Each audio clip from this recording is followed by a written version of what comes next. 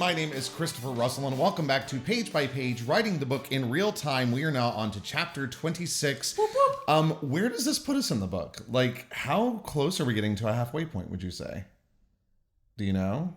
I work in third. That's true. So where are we in the second third? We're mid-second third, but Okay. that doesn't mean we're halfway. No, okay, I see. You know what I mean? I do know what you mean. All right. We are halfway through the second of the 3 acts. Okay. But as for numbers of chapters, yeah, or page who's to counts, say? like, I promise you nothing. Okay, fair. All right, you heard it here, folks. She promises nothing. Yeah. So a lot has happened since last time we met. Megan has sent me down are we cheersing right now? I'm sorry. A cheers first, and then we'll get to it. Interesting. I just saw the way the mic is facing. Hello, microphone. I'll fix that in a second. But cheers. Cheers. Okay, let me just give this a quick twist. There we go. Yes, but we are having a simple Guinness Extra Stout today. Yes, we are. And that's because I have a recipe for a Guinness beef stew that necessitates a bottle of extra stout Guinness, and it's very, very good. So I had some left over. I was like, yeah. It's good. It is good. So Megan has sent me down a romantasy rabbit hole. Why don't you tell them the first novel that you introduced me to? Because I don't think I was listening to this I think that I... just started it. Yeah, I got through the first book. I am binging, yeah. Chris is currently binging the audiobook of Fourth Wing. It's so good. He is having a great time. The narrator's fantastic. The story's great. It's not... I told Megan this. I was like, it's not as... It's a little bit thinner than like the Obrea books. I feel like it's not as full. It's just not as full bodied. That doesn't mean it's not enjoyable. Like, I'm really enjoying the story so far. I'm enjoying the characters. They're not fully fleshed out characters, I think, is really my biggest issue, because I think the world building's really fun. But the characters, I'm not like, other than Violet and the dragons, I'm kind of like I'm not being drawn in that way. Does that make sense? Like, the world building, I think, is solid. I think it's solid world building. The characters could use some work. So I'm hoping that gets better. Don't worry, go get some work. Oh my God. Okay. Anyway, but that wasn't the first book. I think that I started and finished the first book that you gave me before, didn't I? Or did I talk about it last time? Ice Planet Barbarians. Yes. Or wait, maybe maybe we did talk about it. Yes, we did talk about it. Oh my gosh, what a ride that was! Yes, because it is a solid romantasy predecessor, and now you're doing Fourth Wing. That's just pure smut. Like, that was alien smut. But I really enjoyed it. Like, the story was fun. It was cotton candy, but it was fun.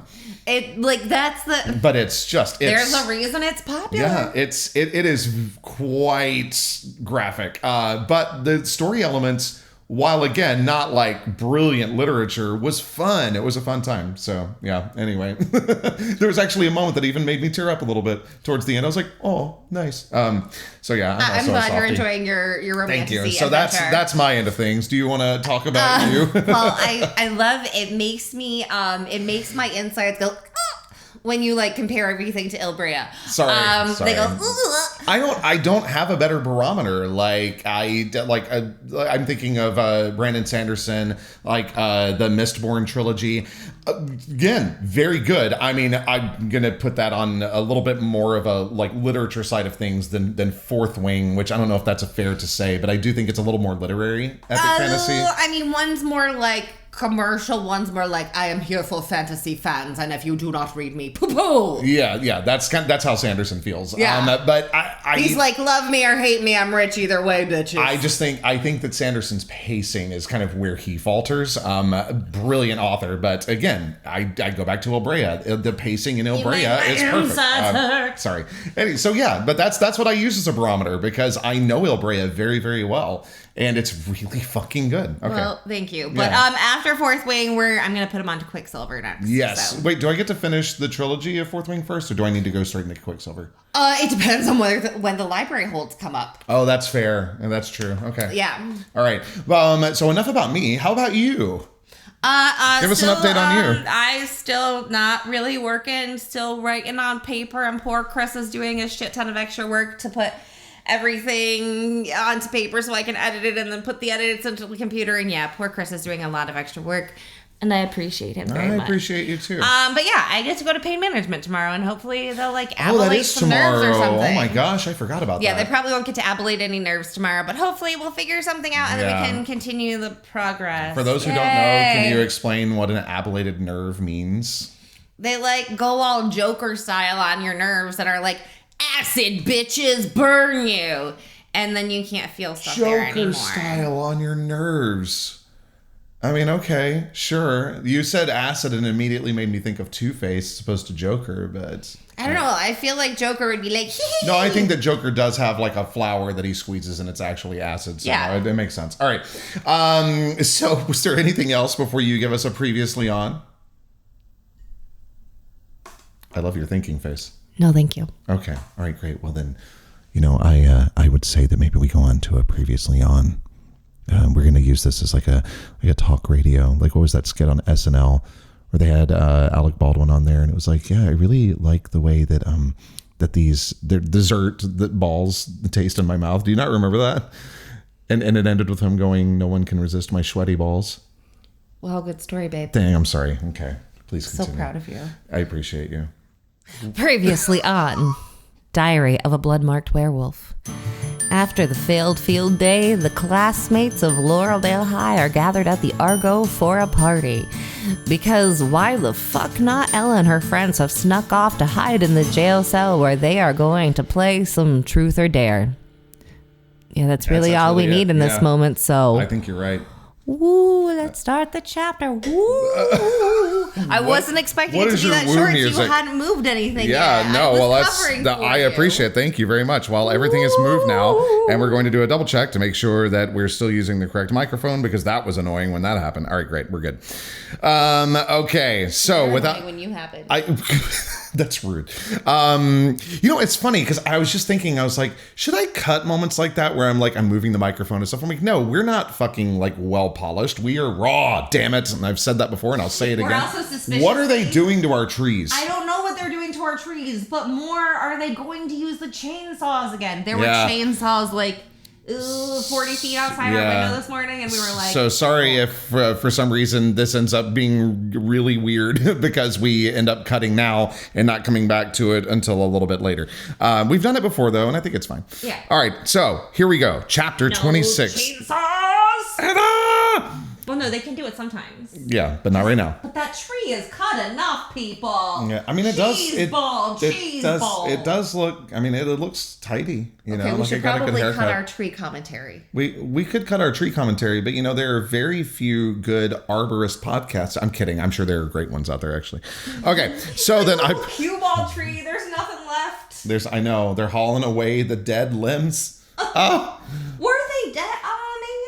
Dead. When a thing is wicked has a life about it. All right, let's continue. Maybe not a life like you and me. No, this is the musical portion. But somewhere deep below, sparks asleep inside. I don't remember the damn lyrics. Okay, so now that nonsense is out of the way, I present to you Laureldale, Book 2, Diary of a Blood-Marked Werewolf by Megan O. Russell. Chapter 26, Truth or Dare. Jason grinned, surveying his potential prey. My stomach grew twisting spikes. Fuck, breathe, Ella. His gaze landed on Sydney. Fuck yes, temporary reprieve, Ella. Sydney. Jason opened the too big flask, taking an impressive swig before continuing. Truth or dare? New player. Sydney held up a finger, then pointed to me. House rules first. Jason opened his mouth to speak. Paige saved him the trouble. You choose truth or dare. If you chicken out of a truth, you get a dire dare. Meaning, Sydney broke in, the entire group gets to plan a dare for you. Back out of a dare, you have to give a sole truth, Paige said. Scan your inner being, find a truth we'd never think to ask for, and share with the group. So, not doing that.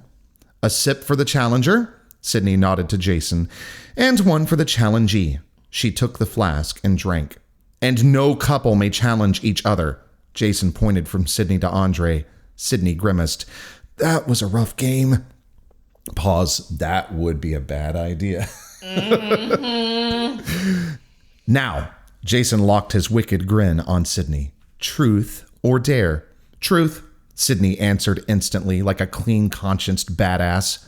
Jason's grin turned into a full smile. How the fuck could this moment lead to danger?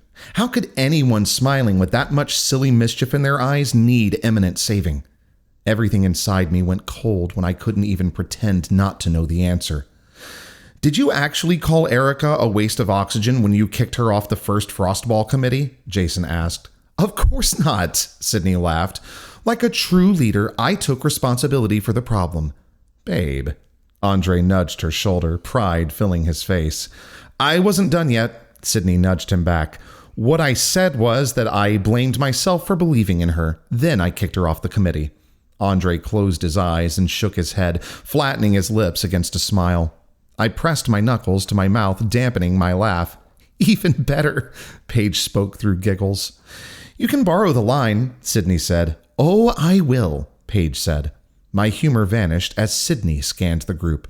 Breathe, Ella. You can handle a game, Ella. Paige, Sydney sipped from the flask again. Truth or dare? Truth. Paige, like Sydney, answered without missing a beat. Sydney passed the flask to Paige. Are you really determined to not even try one date with Becca? Yep. Paige took a dainty sip. Becca's mom is the parent liaison for the Gay Straight Alliance, and her brother is on the school community committee with me. A bad breakup with Becca would mean the torture of social discord in places I treasure. I'm never doing that shit again. Paige slid a maybe sad, maybe guilty look to Jason. I'm fine waiting until college to enjoy my messy dating phase. Jason chuckled and shook his head. I don't think you'll ever be described as messy. Paige wrinkled her nose at him and took a proper drink from the flask before scanning the circle for her victim. It's a game, Ella. Literally child's play, Ella. Her gaze settled on Andre. She took another sip. Truth or dare? Truth. Andre reached for the flask. A shiver traveled up my spine, shaking my shoulders at the sure way he'd said truth. Just like Sydney and Paige, as if there were no other option. You okay? Jason laid his hand on my bare arm, its weight and warmth stilling my trembling. Sorry, almost done with this. Paige grabbed my sweater, returning to her needless dabbing. I'm really not cold, I practiced truth. It's a nice kind of chilly. Good work, Ella. Excellent use of undangerous honesty. Paige kept dabbing away, but shifted her focus back to Andre. Why haven't you kicked Hayden out of the KAT Society? Andre worked his lips together, his brow furrowing. Are we going to have our first dire dare? Sydney raised an eyebrow. Hayden's French notes are better than mine. Andre took his drink. Having him on KAT keeps us on good enough terms to share notes. I can't risk anything less than an A in French. Babe. Sydney threaded her fingers through his and kissed the back of his hand in an oh my naive child sort of way. Being friendly with an asshat so they'll be your study buddy is more tactical than shameful. The spot could go to someone better. Andre met Sydney's gaze but didn't seem wholly convinced of her logic. I should be giving someone else a shot. I made a mental note to look into why exactly denying a spot on a TTRPG team to a worthier candidate might warrant Andre's gulp of liquor.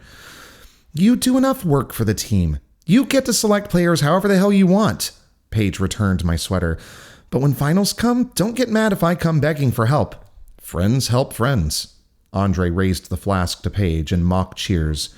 You are the sweetest man alive.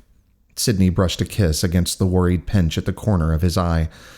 All of Andre's worry melted into a blissful smile, the kind that holds peaceful joy so complete few ever experience the sensation. A thing so divine I was smart enough to feel only happiness for them rather than sinking into envy. Ella. My heart stuttered as I realized Andre had spoken. Fuck, breathe, think. Truth or dare? Andre asked. Fuck it. Truth, I said, bile pushing up into my throat before I'd finished the word. Bad Ella. Calm. Fucking bad Ella. Calm, you fucker. Breathe, Ella. Why live with Kate when you have other family? Andre asked. Thought flashed out of being, leaving my mind a void for a millisecond before a tsunami of panic-driven potential answers blasted through my brain. Andre! Sydney smacked his arm. I think it's a fair question, Andre said. No one can pretend Kate's a good guardian, and Ella's said she has uncles. Uncles she's got to be pretty close to since she has a family crest tattooed on her back. They can't take me.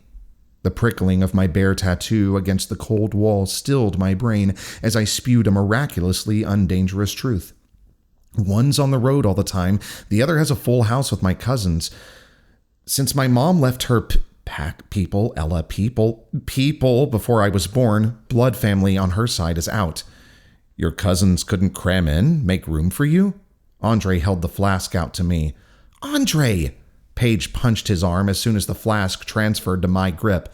We like Ella and want her to stay in Laureldale. I ran the human-friendly truth through twice before speaking. Even if my uncle could make room for me in his already too small house, there's no way I could move in with him, or my dad's best friend, or my great aunt. I took a long drink from the flask, letting the burn of the whiskey singe away the knot in my throat. Too many people and too much bullshit fuckery that spiral my brain right back to my parents. The fucking knot in my throat jerked back into being with the bonus prize of heat pressing up into my eyes. I took another sip. Staying there has been deemed unhealthy, and I'm fine with not trying for a good argument against it. And, Paige punched Andre again, Ella has an excellent support system right here in Laureldale. Andre raised both hands. Did I ever deny that? As much as Laureldale would fucking suck without you guys, I said, even friendless, I'd rather be here than down there. Well, we love you and are glad you're here. Paige took my hand, giving it a tight squeeze. I sipped again, barely avoiding choking as the liquor caught on the now boulder in my throat. Jason! I covered my cough with his name. Truth or dare? Jason's eyes fucking twinkled. Dare. Oh, come on, Paige said. Coward, Sydney said. Wish I'd known that was an option, internal Ella said. Okay. I sipped and passed the flask to Jason. And then my brain slipped into pure stupid. Get me the police report on my kidnapping. Bad, bad, bad, Ella. Not the way to save poor Jason. Think, breathe, fix it, Ella. I'm kidding, I said at the same moment Jason said, done. My brain blipped for a second too long, letting Jason hop in with, well, by Tuesday morning, it'll be done. Before I could argue. He drank from the flask. If you're okay to wait that long. I really was kidding. Was. Good cover, Ella. He can do it, Paige said. Jason nodded and drank again. Getting into Dad's office is harder on the weekend. He pretends he's not there working, so he keeps his office door closed and locked. The appeal of seeing everything the humans knew about what happened to me weighed against my very specific mission of keeping Jason fucking safe. Seriously, don't get in trouble for me. Morality 1. Real dare. You can't take back a dare, Jason shrugged. Jason, but I'll give you a second dare out of the goodness of my heart. Jason stared at me, waiting, smiling, unfazed by the felony I'd asked him to commit. Stop him, Ella. Tell him you were being an ass. Tell him you were being a dumb shit. Tell him not to be a dumbass stupid shit. WWUED. File problem for later. Let friends enjoy fun now. Real, I overemphasized the word, dare. A sparkly, shiny, good brand of evil delight soothed the spiked anxiety in my gut. I dare you to take over the cafe sound system and sing your solo from the field day talent show that wasn't for everyone. Jason's face paled. Paige clapped with rapture. Bonus points if you do the choreography, I winked. His parents will nab him, Sydney said. Shit. Okay, I said. New real dare. No, it's genius. Jason passed the flask back to me. If I set up karaoke, I have to run it. And if I'm working on the sound system where everyone can see me, the worst you'll get is a pinched-lipped lecture. Paige reached across me, high-fiving Jason. I can set you guys up in the corner beside the computer. Jason switched his focus back to me. There's a little niche where you can hide out. I can even set up a table to block it off so no one can get back there. Let the people gawk. I shrugged, remembering to only use the shoulder on my non-fucked side. Hiding won't stop people from talking about the fuckery that has been my time in lovely Laureldale. It'll only make the rumors wander further from the truth. I did have to explain to some freshmen that you hadn't, in fact, died, Andre said. Nope, still here. I took a deeper than necessary drink from the flask. Paige leaned over, giving me an extra gentle hug. To Caleb Clark, Sydney claimed the flask. The hero of the day. She actually wiped her eyes with her sleeve. Karaoke time? Paige snagged the flask and took a gulp. Everyone looked to Jason, who just had to fucking look to me. Choice has advantages, Ella. Not when you're trying to not fucking fuck up, Ella. I could keep close enough to protect Jason either here or in the cafe. Staying in the cell had the advantage of limiting the number of potential threats, but also kept us trapped in case of ambush. Ella? Paige prompted. Shit. WWUED. I looked around the group of wonderful people who'd never be able to know the full fuckedness of me, but understood I was a moody asshole with attachment issues and PTSD, and still wanted to be my friends. You're allowed to enjoy a moment, Ella. Let's play one more round, I said. One round turned into not stopping until we'd emptied the 2 big flask 40 minutes later. Truths shared during our mid-party break? Sydney, largest crime, stealing money from her mother's purse to beat an opposing class's bake sale total. Paige, most shameful vengeance, throwing out Alex's sneakers after a dodgeball incident sophomore year. Andre would rather have weekly brunch with Mrs. Smeaton than tutor the junior high students he so lovingly volunteered to work with. Ella, history of streaking and or skinny dipping? Yes, to both. Leaving out that nudity has a very different social connotation in the werewolf/Etherean world did add to the shock value of that truth, but did not negate my honesty. Fuck yeah. Paige, guilty of intentionally spilling her mother's red wine on the dress Paige had been assigned to wear for the 4th of July Paxman family picnic. She is not, in fact, one fucking bit sorry. Sydney, top highway driving speed, 90 miles per hour. Andre was less than pleased with this revelation. Oops. Ella, punch to kiss ratio. Punch greater than kiss. Not for lack of kissing, but rather a high punching rate. Andre did kill Hayden's character at the last KAT practice game solely for being annoying. Paige predicts Alex and Josh will break up before the first Frost Ball, Kennedy and Isaiah at the ball, with Ione and Manny joining the ranks of the newly single before the end of the after party. Apparently, Paige has a talent for knowing these things, which didn't surprise me one fucking bit. List of acquired dares. Jason must stage a sports magazine-style photo shoot in the gym. Bonus points for doing the shoot during cheerleading practice. Jason must enter the first Frost Ball with no less than 2 ice packs in his underwear. Jason must close out the evening's party by singing My Way while flicking the lights. Okay, that's not fair. That makes it sound like he's only singing those 2 words. Okay, going back. Jason must close out the evening's party by singing My Way while flicking the lights to kick everyone. Yeah, go ahead.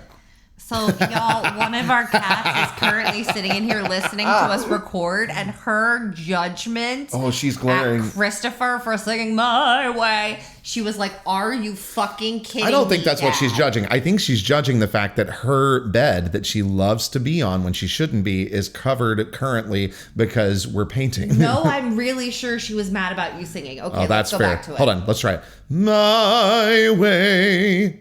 Nope, still stone cold glare at you because she knows that you're the one that instigated the painting in here. Okay, maybe that you're is right. fully for you. Back to the story. Jason must close out the evening's party by singing My Way while flicking the lights to kick everyone the fuck out.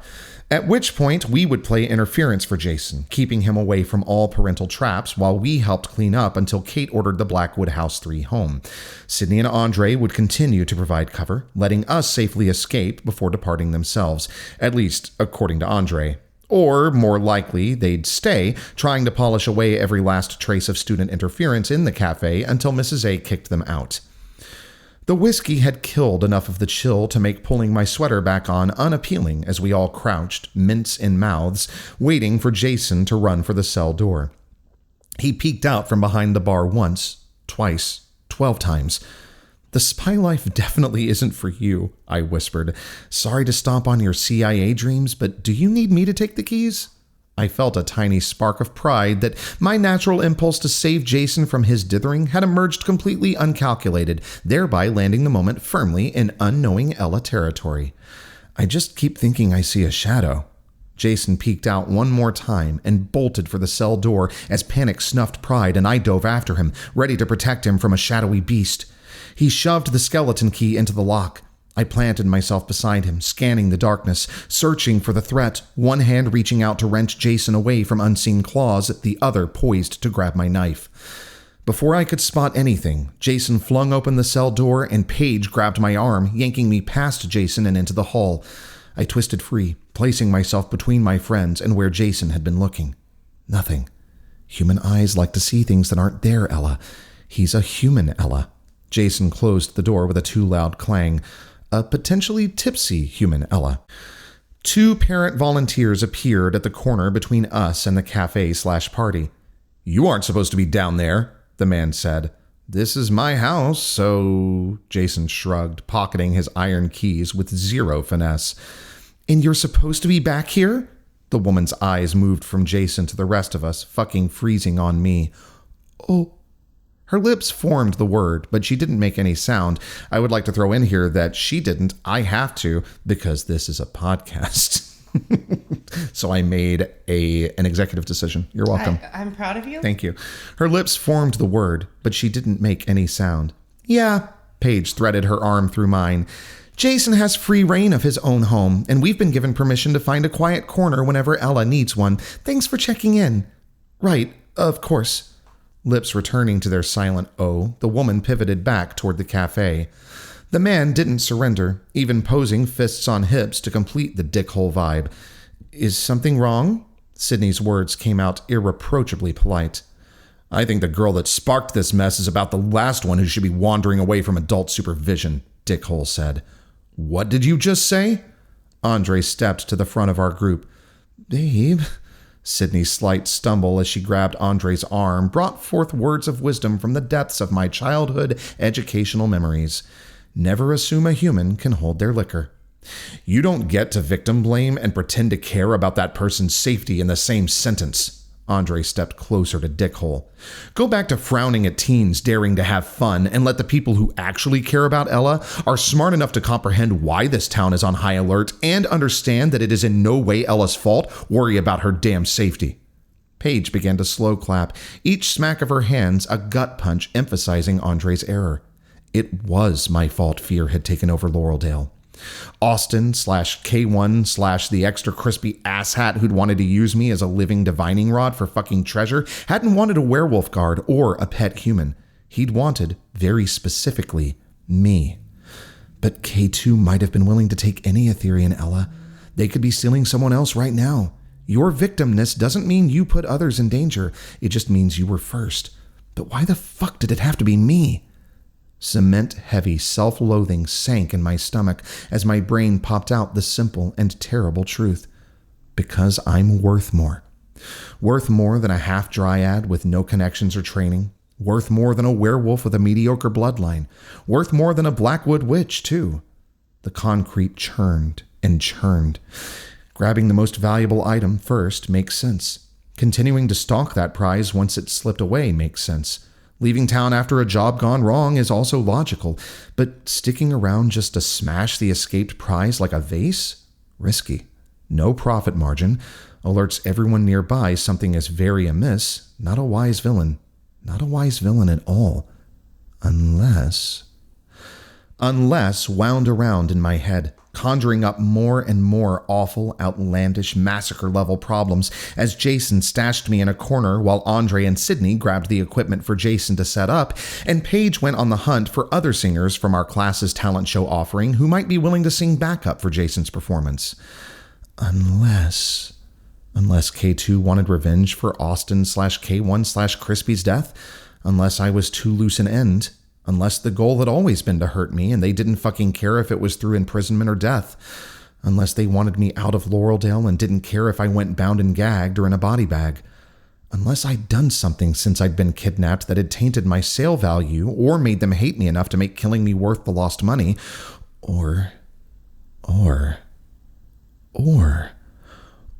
I had been kidnapped by one person and a totally unrelated person tried to kill me. But was my rope snapper a different person from Clara's murderer? Would that make it one Ella kidnapper, one Ella attempted murderer, and one Clara murderer? Well, one dead Ella kidnapper, one living Ella kidnapper, one Ella attempted murderer, and one Clara murderer. A laugh bubbled in my throat as I finished my list by cramming, "And a sheriff who's a worthless piece of shit," into the last line of the Partridge and a Pear Tree song. Jason brought me back to reality with a hand on my shoulder. "You good?" He raised an eyebrow to go with his departure from his usual, "Are you okay?" "Yeah." I pushed my panic-born giggles close to tipsy giggles. "Just excited for the show." "Oh." Jason cued Andre to turn on the lyrics prompter. "It's gonna be magic. We got magic to do just for you." Okay, that's not in the chapter. That's the end. That song is from Pippin. Partridge. In case you didn't know. Is it Partridge and a Pear Tree or Partridge in a Pear Tree? And a partridge in a pear. It's in a Pear Tree, right? Oh. I think so. Whatever. Hey, we can have some live editing. Okay. I was like, oh, I think it's Partridge in a Pear Tree. Yeah, you're right. Yeah, I think so. Right, All right. Right. All right, cool. So, starting with the author, what are your thoughts? What are your thoughts after hearing the chapter? This has been crazy, by the way, because Megan still can't read along with me. So I can't. So I'm like, wow, window. Nope. It's a very too bright. It's a very strange. Look at Chris. Oh, he's a little bit too close. Switch to the wall. Nope, that wall's too bright. Over here, I's tired of that. Just look down. It's so, I'm sorry, but it's so, can I rant? It's so fucking stupid. Yeah. Like, dear Lord, I just want to use, I have two eyeballs in my head that are capable of seeing things, and I would just like them to do the shit that they are capable of without making the rest of, like, eyes have they have one job. Yeah.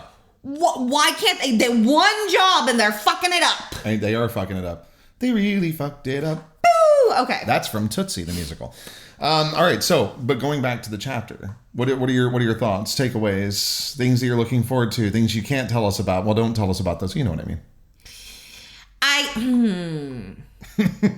You trying to stray from spoiler territory? At some point, someone's going to reread this chapter and go, "Oh shit." Is it about the shadowy figure? I'm not telling you. About the fact that Jason refuses to fucking answer a truth? What a dick. People are going to go, "Oh shit." Okay, I'm excited. Well, I know, like this book, and it's so interesting because I remember with the first book that we were doing some chapters where I was like, okay, like thinking that not like as much action in this one. I'm not really sure. Like I know we were definitely moving the plot forward, at least in the dramatic terms of being a high schooler. But then I would go back and reread those the second time and go, holy shit, this really is. It's fascinating because I don't know how many books are. This is almost like it's meant to be read twice.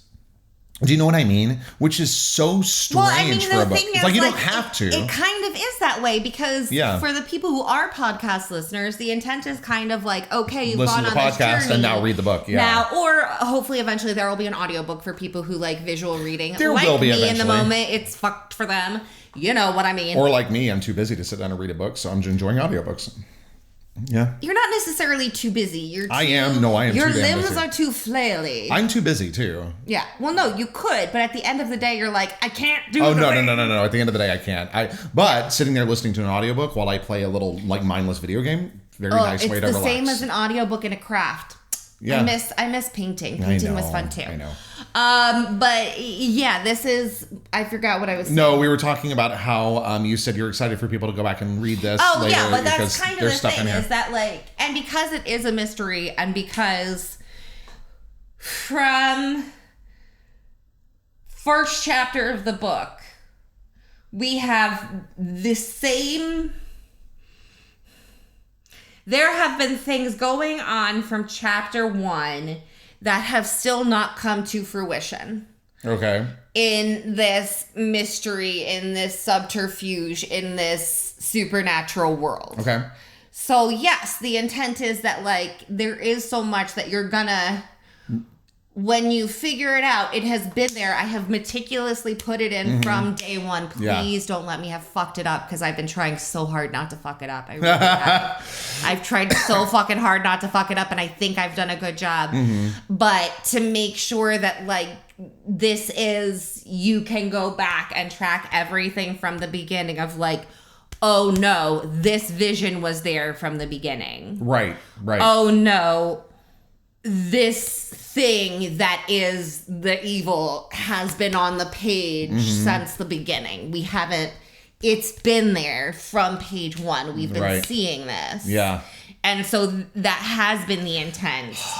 And it has the amount, like I feel so bad for my other series because the amount that goes into planning this series really, especially with the eyeballs, cuts into my other writing time. Yeah. Because I do want it to be that people, once Ella's whole story is done, they can go back to page one and be like, oh shit, the end of her story was there. So almost Holy like in an crap. Anna way, but a lot deeper and more not complicated, but definitive because of the visions. Okay, I'm trying to think of. I'm like, I don't know that Enna's ending was in the beginning. I think that Enna from the get-go tells you exactly what kind of story you're reading. Yeah, and so because Enna, from page one of Enna's story of Ember and Stone, she knows how it ends. Yes, right. Ella does not currently know how it ends. No, she knows how it ends from the end of each book. Yes. Yeah. I know how her series ends. But she does not. It is in chapter one. It is from the beginning of book one. It is there. We have started this. So it's I'm like scanning back through my memories of chapter one. Like I know that they talk about the Reaper. And so it's even these moments where it's like, yeah, they're playing truth or dare. And for them as a friend group, it's important because you need those moments where they're just sitting and talking and being with each other because they have become this found family. They are that really tight. And so we need to give them these moments for readers to sit with them and love them and build that connection so that they know more about these characters, how they interact, how they want their lives to be. You know who I miss? Violet. I miss Violet. Yeah. She's been grounded for a very long time. Oh, that sucks. Because of anything that she did wrong, or just the fact that they're keeping her safe? Yeah. Another Etherean girl got taken, and there is no way in fuck her parents. Well, because you have to think about it. Clara lived with them. Yeah, sure. So Clara lived with them. Clara was dating their son. Yeah. And now their daughter's new bestie gets taken. So they're like, there's no fucking way they're letting Violet out of their sight. Yeah, I know. I just miss her. I miss her snark. But Paige is taking up a lot of the snark. So, and even Sydney. Like, Sydney surprises me sometimes too with her lines. Okay. So, shall we get into my... Sure. Okay. So... This was interesting. There is let me come back to this one actually, because I wrote that later. Okay, yes. Perfect. They're right next to each other. When Jason says dare and Paige goes, oh, come on. Sydney says coward. And then Ella has the wish I'd known that was an option, internal Ella said. So I'm starting here, but then my other comment goes along with this.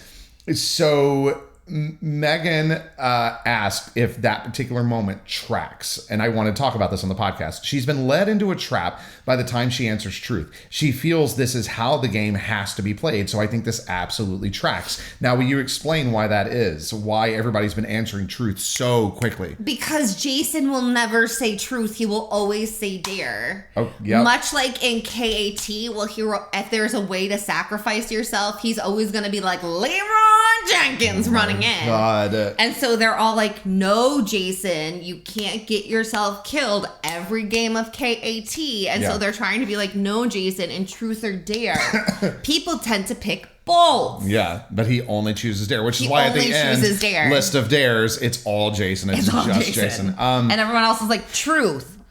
Truth. Can we do you know Truth? What prompted them, by the way, and who asked her about skinny dipping? Sydney, Paige. It has to be one of the two of them. The boys wouldn't ask her that. Paige. Paige does? Why? Because Paige has lived with Ella. Paige sees Ella run around naked and she's like, they know Ella does weird shit. Okay. And she's like heard enough about like Ella's cousins, Ella's family, Ella's time in the wilderness that they're like, do you run fucking naked through the woods? And she's like, yeah. Yes, I have. Yes, I have. Actually. Megan, have you come down Mrs. Astor's grand staircase naked singing Hernando's Hideaway? No, I was wearing shoes. I followed the rule. We were not allowed to be barefoot. Was I naked? Yes. That's true. They did tell us that. Did I have on safe footwear? Also, yes. Mrs. Astor's grand staircase. My God. So this is what I wanted to go back to. It was a great version of Hernando's Hideaway. It was a fantastic. It was the best version. Jason's grin turned into a full smile. So this is right after Sydney answers truth the very first time. His grin turned into a full smile. Is he smiling because he's like, I know what you fuckers are doing and it's not going to work? Is that why he's smiling there? No, he's smiling because he knows that what he heard isn't true and he wants to know what the juicier line is. Okay. He's like, someone said this about you and I bet it's even better. My next comment is just that I love this so much. Ella, punch to kiss ratio. Punch is greater than kiss. It's just funny to me. Well, she punches a lot of people. Jason. She's punched Jason a couple times. She just hasn't got him in the face because he's so tall. Yeah, she could do some damage. Well, we already saw what damage she did to Evan. Evan, where the hell has he been lately? Oh, there's the tools. It's far enough away, I think. So if you're hearing a slight buzzing, I'm sorry. Jason, one of his dares, must enter the first frost ball with no less than 2 ice packs in his underwear, Megan. So he can have some frost balls. We are very classy people up in this shiznit. They're teenagers who are getting tipsy. The mince in mouths sent me. I was like, hilarious. I love that bit of that little touch. They had because they're like, oh, hold on, we need to take care of this. So they were prepared then. Somebody had pocketed mints. No, there are mints in the cubby. Oh my God. How often do they do this? Teens don't drink. Actually, okay, here's the thing. I know that some teens are going to drink. I'm going to tell you why you shouldn't, though. And this is true. And I am not a prude. I'm not stuck up about this. Like, if it weren't for this fact, I'd be like, what? I don't care. I feel like as soon as you were old enough to be drafted and to vote, you should be allowed to drink, with the exception of the fact that drinking before you are fully developed, your brain is fully developed, can be a little bit detrimental. So that's why it's such a big deal, because your brain doesn't fully develop until your mid-20s. So that is my little PSA for right now. As teens, you should not be drinking. Now that I understand that they do. How often are they drinking? That's so not great. Sometimes. Yeah, it's a small town in New York. I get it. That's the thing. Like, what else are they going to do in the winter? No, I get it. Being from a small town myself, I get it. Like, and if you think about well, I don't guess Jackson's a small town. They're sitting in his house playing truth or, like, is it a great idea? No. Is there a lot worse shit they could be getting up to? Yeah. By far, yes. Like, this is their mini rebellion of the good kids. Like, they're gonna be in his house hiding and playing truth or dare. Mm-hmm. Mm-hmm. Ooh, look at them go. Because I'm worth more than a half dryad with no connections or training. I first was kind of like, ooh, ouch. But it's true. Right? Yeah. Worth more than a werewolf with a mediocre bloodline. That stings. Like, are they really like that mediocre? The Laureldale pack is tiny. Okay. They're like. Yeah. So is it just in comparison? Because I know that the Gale pack are one of the fiercest in North America when they came over from Ireland, but like, is it just in comparison to them or just? No, they're just like a meh pack. Like, okay. Great. If they weren't under Blackwood protection, they wouldn't keep that land. Another pack would take it. Like, the Laureldale pack has this stronghold of land because of the Blackwoods, not because they've held it themselves. Oh, I see. Okay. So, like, if there was no Blackwood witch and another pack came and was like, nice fucking mountain, mine now. Right. The Laureldale pack would not hold the territory. And I'm assuming that's the only reason that Arabites haven't been coming up into this territory either. Yeah. It's like, it has been created. Sagebrook. They stay in Sagebrook. As, no, not the Arabites. Oh, no. Sorry, Vampires. those are vampires. Right. Yeah, but because they are not allowed there. It is an established Etherean stronghold, so there are enough races, and there is a witch, and there is protection and blah blah blah and treaties. So it's like it is a stronghold by default, not by power. It's so interesting that, and it makes sense, I guess, because the witch is going to have Kate, that is going to have access to the largest amount and most diverse powers, right, of any of them. It's not that she's the only one with magic, but she's the one with the best magic. It's the one with magic that can exist beyond her. Like, okay, a werewolf can tear you up.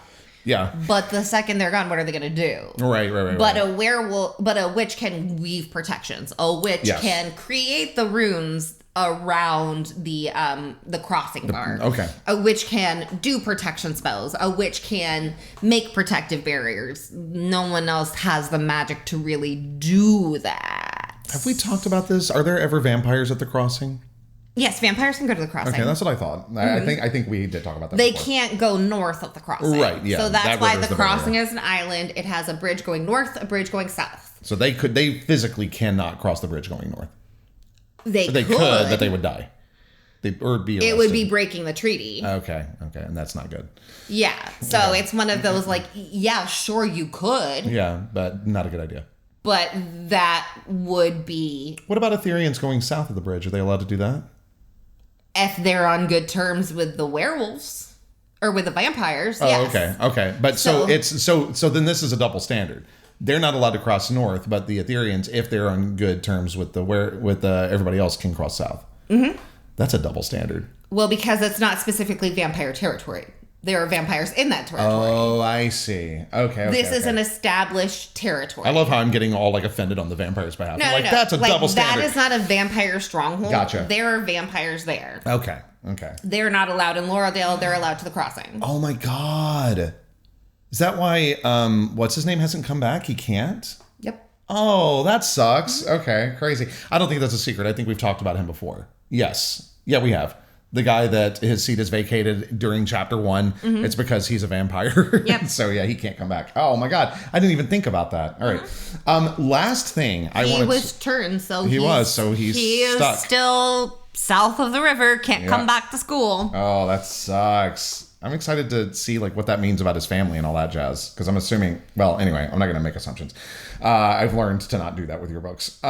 Good job. So this is interesting. I'm following Ella's logic here, and I don't know. Like, I don't know if her logic is sound or not, but it makes sense of where she's thinking like, wait, so hold on. If K1 was Austin, he's dead. He specifically wanted me. Did K2 specifically want me? And if so, then why the hell are they now trying to kill me? Did I do something? Wait, hold on. Is there somebody else in the mix now? Like, this is so fascinating watching her train of thought here. And I think it all logics out, but I'm interested because I'm not sure. I'd always kind of been working under the assumption that K2 was the Watcher, and that would make K2 and now what she's thinking is Murderer to be the same, you know? I don't know. It's interesting. Okay, anyway, those are my musings. So I'm excited to find out more about that. What? I'm happy for you. Thank you very much. Okay, that's all that I had. Did you have anything else? I'll cut while we think. No, I don't think so. Okay, great. So we're going to do that again, and I'm just going to ask you, do you have anything else? Okay. Yeah. All right, that's it for me. Do you have anything else? No, I don't think so. Okay, all right, great. Is there anything not Laureldale related that you wanted to talk about?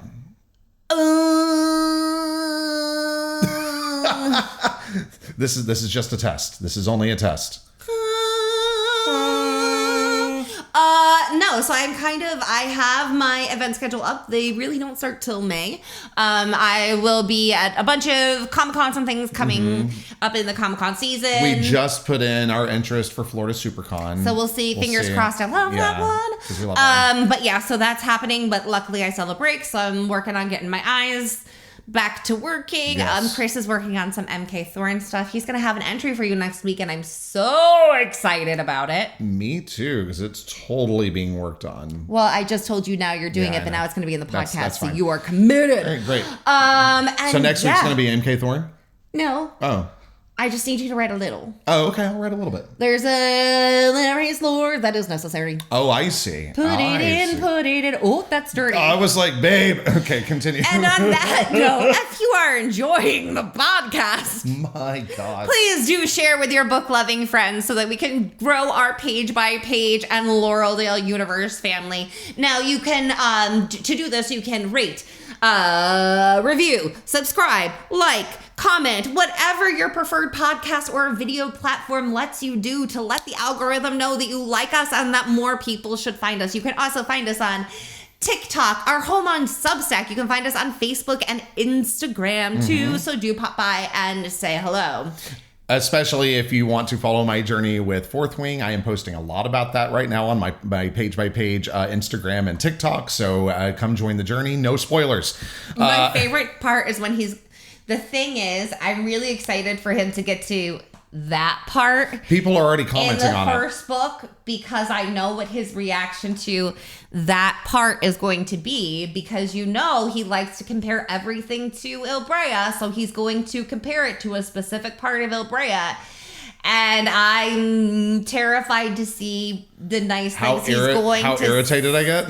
The nice things he's going to say about me in comparison. Well, maybe don't set such a high fucking bar if you don't want me to. Because it's make going to be comparisons. hilarious and make my asshole so tight.